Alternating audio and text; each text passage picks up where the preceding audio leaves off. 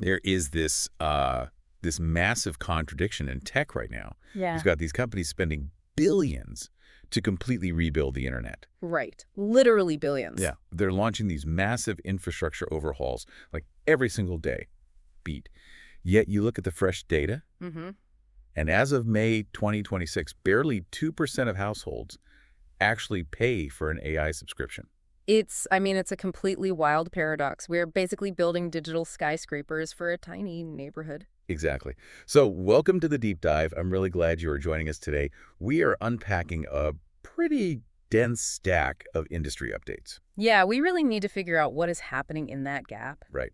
Like, why is back-end growth exploding while everyday adoption just totally stalls? We've got some really fascinating puzzle pieces to connect today. We do. And we're going to build this picture from the ground up. So we'll start with the essential back-end plumbing. The unglamorous stuff. Right. The stuff fixing AI's biggest bottleneck for businesses. Then we'll look at how that tech drives these massive valuations and, fierce geopolitical friction. Oh yeah, the friction is real. It really is. Yeah. And finally, we will dig into this surprising new PNC Bank report. It reveals who is actually footing the bill at home. That PNC report honestly completely changed my perspective. Same here. So let's start with the underlying infrastructure before we can even understand the low consumer adoption. We have to look behind the curtain. Right. We need to explore why AI currently, fails in large corporate settings. Because it really comes down to basic server plumbing. The back-end architecture just isn't designed for this. Exactly. So the tech world is buzzing about this thing called MCP. It stands for Model Context Protocol. But what does that actually mean for you, the end user? So it's a secure bridge allowing AI chatbots to safely connect to everyday apps. That is a very clean way to describe it. Yeah. So what is the actual bottleneck we're facing right now? Yeah. Like, why are companies struggling to just plug AI into their systems? Well, it's an authentication nightmare. Right now, when an AI connects to a server, it gets a temporary digital name tag to, prove its identity. But big companies use dozens of different servers all at once. Right. Forcing them to constantly share notes to remember your name tag is just incredibly heavy. It is a complicated, memory-draining headache for the network. I mean, think of it like walking down the Vegas Strip. You've got one room key in your pocket, and you're trying to get into 20 different hotel lobbies. That's a perfect way to look at it. Right.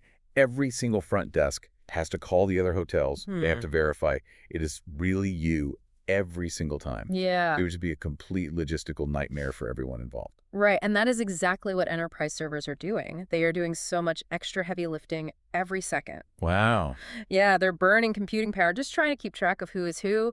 The AI needs to, say, read a database, check an email, and write a summary. Which sounds simple. But it requires crossing multiple secure server boundaries instantly. So how does this new MCP update actually solve the Vegas hotel problem? Well, the update fundamentally simplifies how these digital name tags are handled. It moves the whole network to a much simpler universal trust setup. Okay. The servers avoid this constant, repetitive, heavy lifting entirely. It basically standardizes the handshake between the AI and the data. So regular users probably won't even see this change on their screens. Not at all. But it's a massive, critical deal for developers. Actually, I was reading about a startup called Arcade. Oh, right. Yeah, they just raised $60 million to tackle this exact problem. Yeah, Arcade is building tools to connect AI directly to workplace apps, and they're explicitly pointing out why this plumbing update is absolutely critical. Because right now, flashy AI models are launching at lightning speed. So fast. You see all these incredible demos on social media, but they're often totally useless in real business settings. Right, because the basic foundation isn't ready for the corporate load.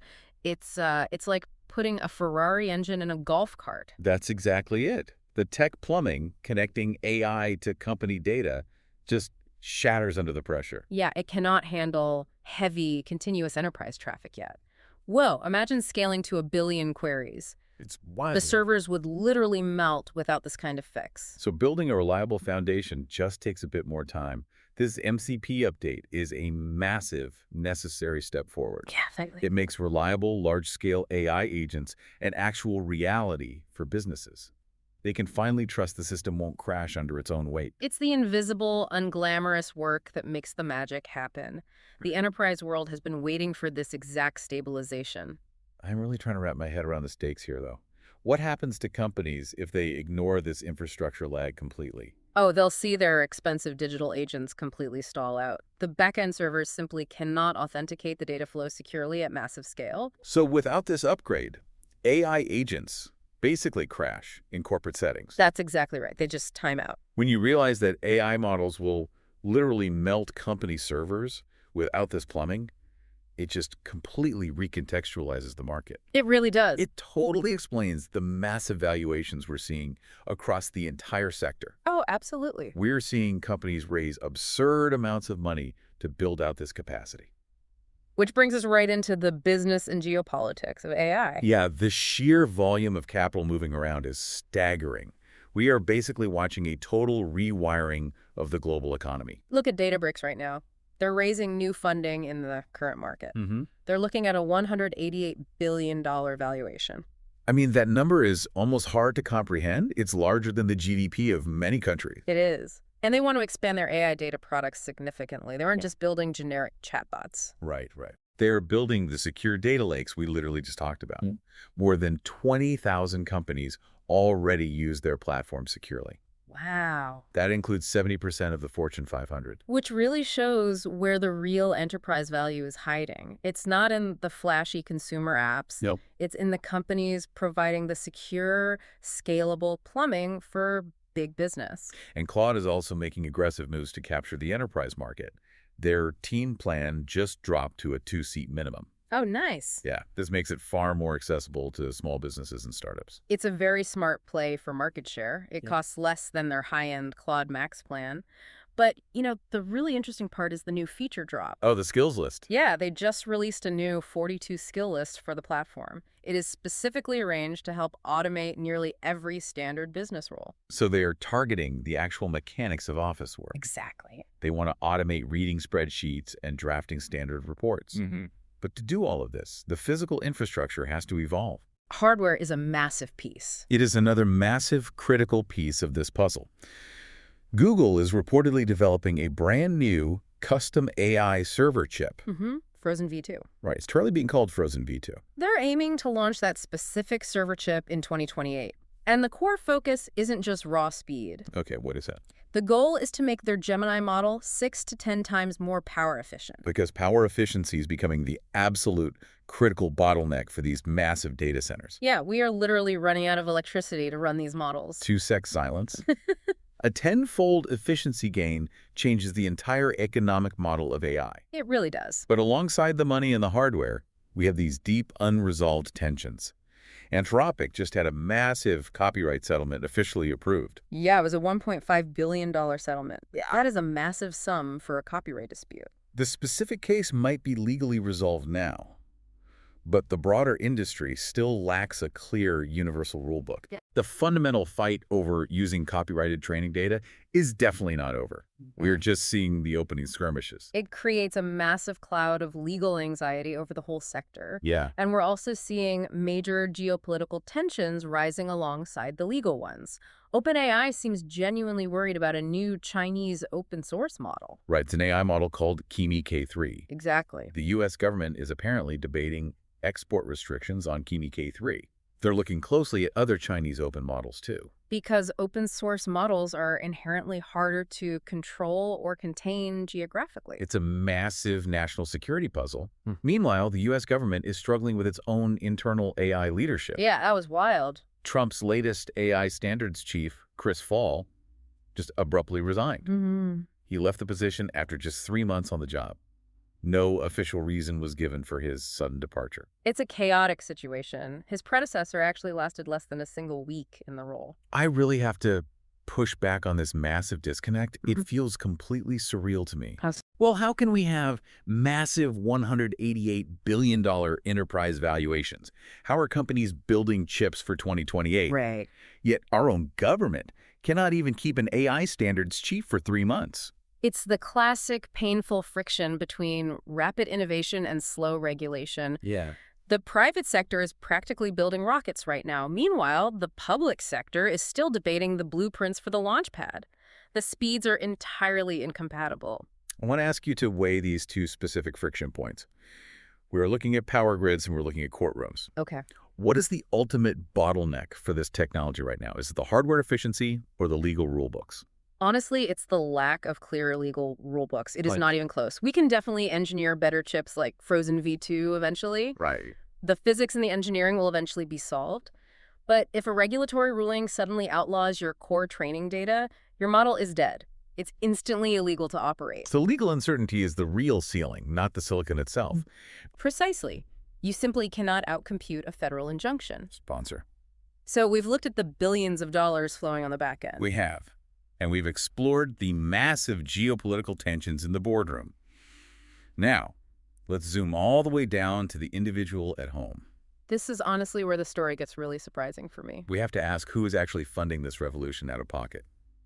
A fresh May 2026 consumer report from PNC Bank just dug into the numbers. Right, they looked at actual household spending on AI tools. We talk about artificial intelligence so much lately. It feels like every single person on Earth is already using it daily. The media hype makes it seem universally adopted. It does. But the hard data paints a very different, very sobering picture. As of May 2026, only 2.2% of households pay for an AI subscription. It's wild to think about. If you have a premium account, you are in a very small club. You're literally well ahead of the average everyday person. I have to admit, I totally understand the everyday hesitation. I still wrestle with prompt drift myself. Beat. You think you get the AI figured out. Oh, yeah. Then it suddenly starts giving you weird, unhelpful answers. The learning curve for everyday users is incredibly steep and often frustrating. It requires a completely new way of interacting with computers. Right. We're used to clicking buttons, not having nuanced, iterative conversations with machines. It takes real patience to learn. But despite that extremely small user base, the actual spending behavior is changing. The average monthly spend per household jumped significantly in the data. It went from $22 a couple years ago, now it's sitting at $31 today. That's a really important metric to watch. Users are deliberately upgrading to more expensive premium plans. They Yeah. are stacking multiple subscriptions to access different models, or they're constantly buying extra compute tokens for heavy workloads. People are realizing one model just isn't enough for everything. Let's break down the specific demographics from this PNC report. Okay.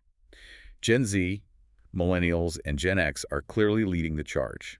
They're hovering around a 3 to 3.5% adoption rate. So it's relatively consistent across the younger working generation. Yeah, exactly. But baby boomers are trailing far behind at just 1% adoption. And the income divide is also very stark and revealing in this report. Over 4% of higher income households actively pay for AI tools. Right. That compares to roughly 2% for middle-income families. And it drops to less than 1% for lower income families. It paints a very clear picture of the current market. Right now, paid AI is a highly specialized luxury tool. Yeah. It's mostly adopted by younger, higher-income working professionals. They have the disposable cash to experiment with new software. And they also have a very clear need to get an edge at their jobs. If AI helps you code faster, it pays for itself instantly. Exactly. But that average spending creeping up to $31 is vital. It shows incredible retention among the people who do adopt it. It's a very clear, powerful market signal. Once people actually figure out how to use these complex tools, everything changes. They push past the learning curve and realize the immense value. Then they gladly pay for even more access. I am curious about the future trajectory of this adoption curve, though. We're at 2.2% right now. Will we ever reach a point where 50% of households are bidding for AI? Honestly, not until the back-end plumbing makes it completely invisible to the user. Everyday people will not pay for raw, complex AI chatbots forever. Right. They'll pay when it seamlessly does their taxes without needing a complex prompt. The friction has to completely disappear. We hit 50% when AI becomes invisible everyday utility. Exactly. It has to become as simple as turning on a light switch. You don't think about the power grid, you just want the light. Let's take a moment to step back and recap the big idea here. We've spent this deep dive exploring a massive, fascinating juxtaposition. The contrast is honestly mind-bending when you look at the whole picture. It really is. The scales are completely mismatched. We are building massive, complex plumbing systems to support heavy enterprise server traffic. We're seeing infrastructure companies hitting $188 billion valuations. Wow. We are redesigning microchips to save the global power grid. The financial and geopolitical stakes are rising every single day. The biggest companies in the world are fighting for dominance. Yet right now, the consumer base actually footing the bill is tiny. It's an elite 2.2% club of highly dedicated power users. They are the ones subsidizing this massive technological leap. The foundation being poured is absolutely massive, but the house currently built on top of it is still incredibly tiny. It leaves us with a very important, slightly unsettling question to consider. I'm going to leave you with a thought to really mull over today. Okay. Think about that tiny sliver of the population. If only 2.2% of people are paying $31 a month right now, Yeah. and they're getting a massive, undeniable professional edge from it, what happens to the broader knowledge economy when that number hits 20%? The entire competitive landscape of the workforce will completely transform. The baseline of productivity will radically shift. Will a premium AI subscription eventually become completely mandatory? Will it be as essential as a high-speed internet connection just to compete in the job market? That's a great question. If you don't have it, are you completely left behind? It's a harsh reality we might be facing very, very soon. Thank you for joining us on this deep dive. Stay curious, keep questioning the data, and we will catch you next time. Out to your row music.